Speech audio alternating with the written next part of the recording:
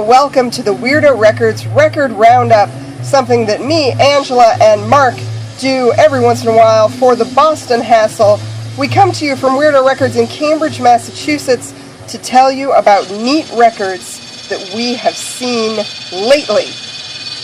I believe that, Mark, you have a tape to tell us about. Yes, I have a tape to tell you about. There's not too much to tell you about it in what it looks like. Has nothing written on it.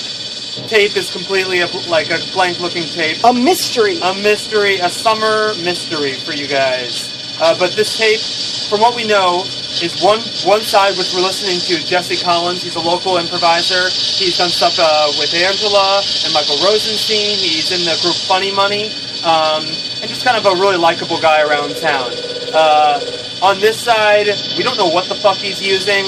We know he owns a trumpet, and there's... He has a guitar, too, he does and have a turntable. And a turntable. Not really any of the sounds that we're hearing on it, but it's really, really cool. A mixer, very textural. Maybe, you were saying? Yeah, maybe no input mixer, maybe the radio playing I'll Be Home for Christmas or a record or some sort. Yeah. An EQ? I think it has an EQ box. I definitely hear like a little bit of very snappy and cutty. On the other side, another mystery might be someone who used to live at Gay Gardens, might be someone who lives in Providence, who knows, but that side is a lot more blown out, way crunchier, really like, kind of brings me back to like, just the early 2000s, harsh guys, it's kind of like... Surprisingly burly, on both counts. Yes. Yeah. When I found out that this was maybe a mystery person and Jesse Collins, I'm listening to this tape. I don't believe it's either of them on either side, but it's a really, really good tape, and I recommend it. Maybe Jesse just lied. Yeah. If Jesse's lying, I really approve of the lies that he's telling around town. Yeah. But yes, this mystery tape... What are we going to call it? Should we just call it Summer Mystery? The Summer Mystery, Volume 1. Nice. So pick it up.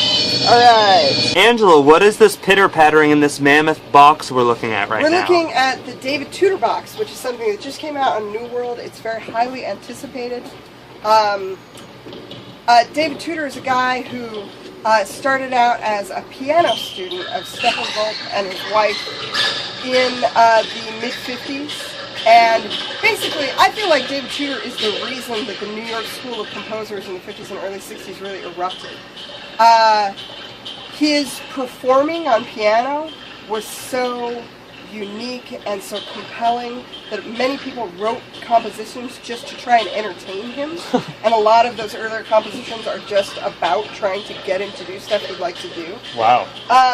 And then as the 50s turned into the 60s, he started building his own electronics, and he toured many years as sort of, a lot of people, like in general mainstream culture, or at least some version of it that is sort of also the underground, people just think of him as John Cage's assistant.